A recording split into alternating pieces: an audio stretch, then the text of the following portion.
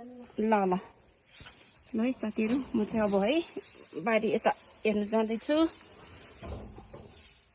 My God,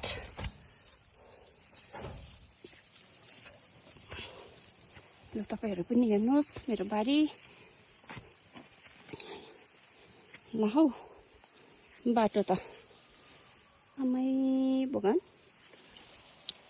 ल त है घाँसले त खतम गरेछ नि हौ। गट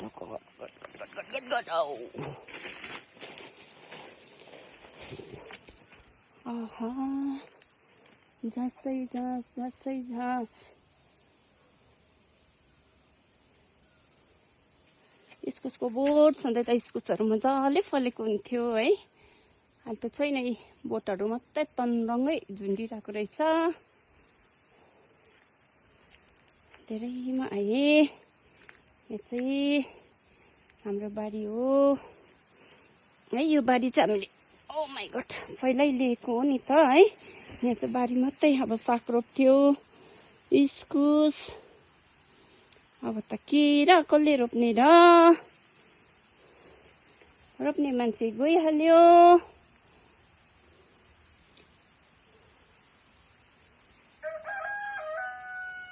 इस्कुस त छैन, आमा टिनहरू त बाङबुङ भएछ त हौ।